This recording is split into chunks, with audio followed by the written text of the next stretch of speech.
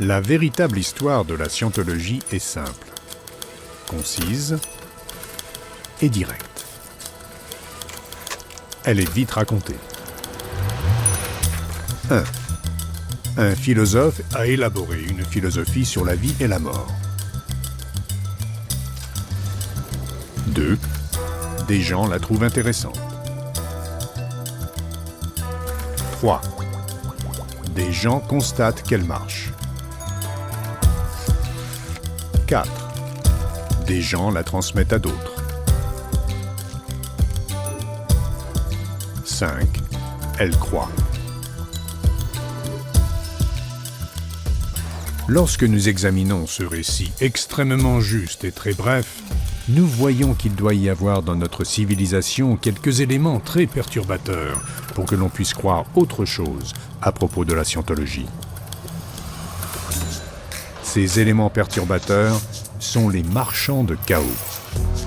Ils font commerce de confusion et de bouleversement. Ils gagnent leur pain quotidien en créant le chaos.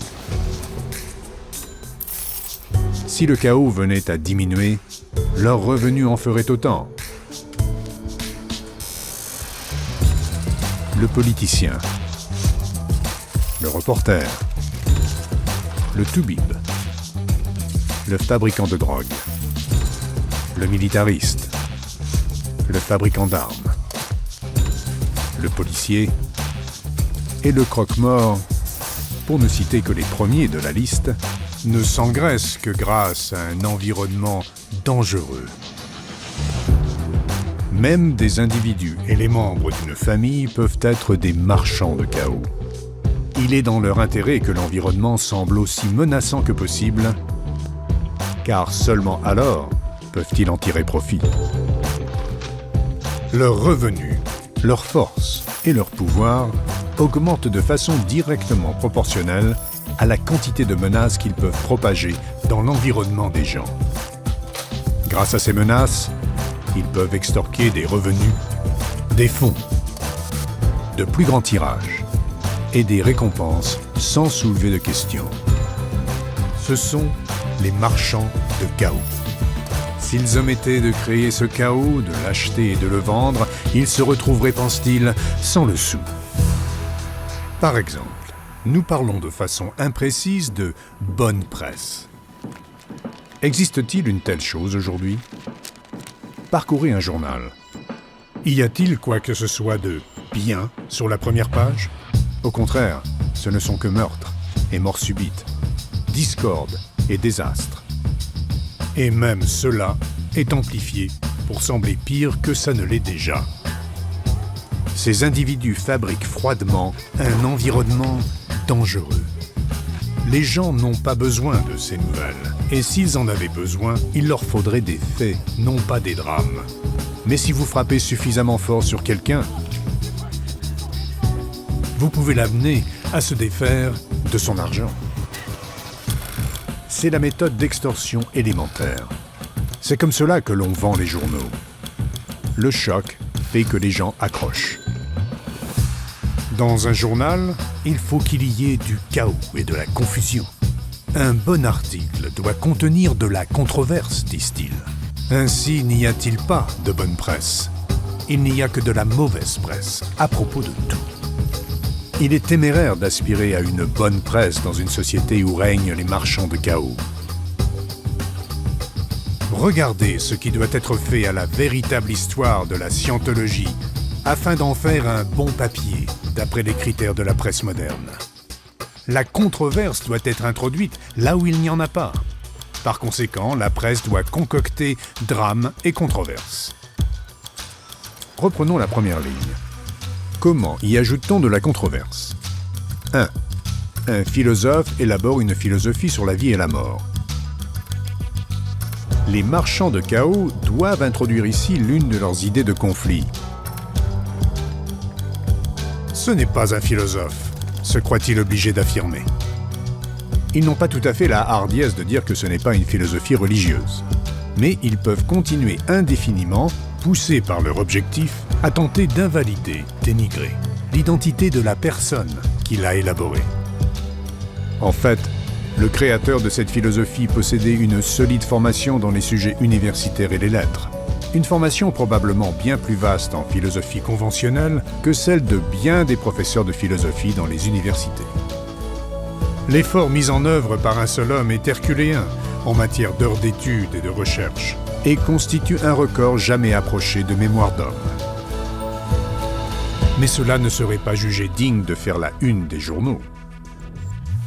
Écrire le simple fait qu'un philosophe a élaboré une philosophie n'est pas le genre de nouvelle qu'imprime un journal.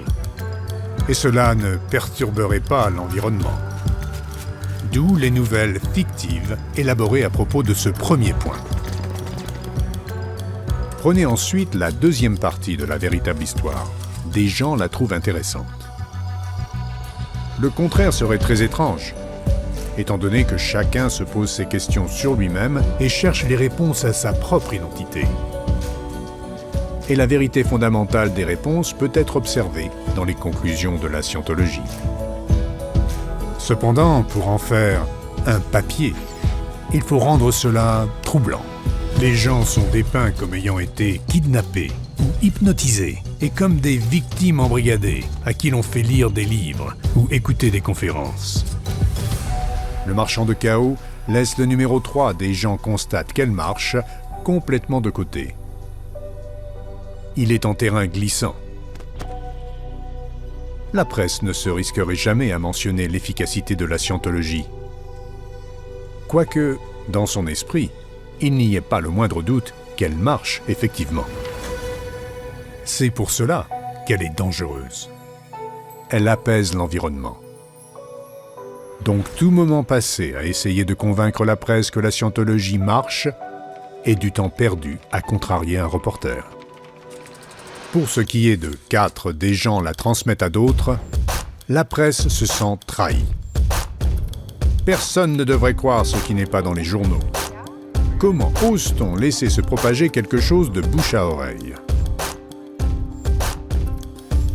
Pour essayer d'empêcher les gens d'écouter, le marchand de chaos doit employer des mots comme « secte ». Ça, c'est un groupe fermé. Alors que la scientologie est le groupe le plus ouvert à tous sur Terre. Et il faut qu'ils attaquent les organisations et leurs membres pour essayer d'écarter les gens de la scientologie. Enfin, pour ce qui est de 5, elle croit. Nous avons là la véritable objection. À mesure que la vérité avance, les mensonges meurent. La destruction des mensonges est un acte qui enlève le pain de la bouche du marchand de chaos.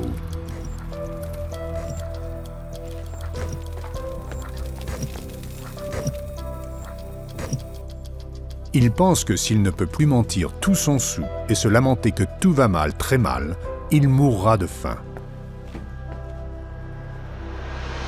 Ce monde ne doit surtout pas devenir un monde meilleur selon le marchand de chaos. Si les gens étaient moins tourmentés, moins abattus par leur environnement, il n'y aurait plus de nouveaux fonds pour la police, et pour les armées, et pour les gros missiles. Et il ne resterait plus un centime pour une presse à sensation tapageuse. Aussi longtemps que nous vivrons dans un monde où plus il y a de scandales, plus le politicien monte en grade, où plus il y a de crimes, plus la police est payée, et où plus les gens sont malades, plus les toubibs s'engraissent, alors il existera des marchands de chaos. Ils sont payés pour cela. Et le danger qui les menace, c'est la simple histoire de la scientologie. Car il s'agit de la véritable histoire. Et dans son sillage naît un environnement plus serein dans lequel un homme peut vivre et se sentir mieux.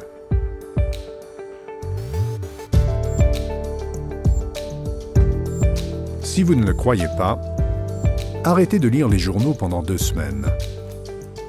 Et voyez si vous ne vous sentez pas mieux.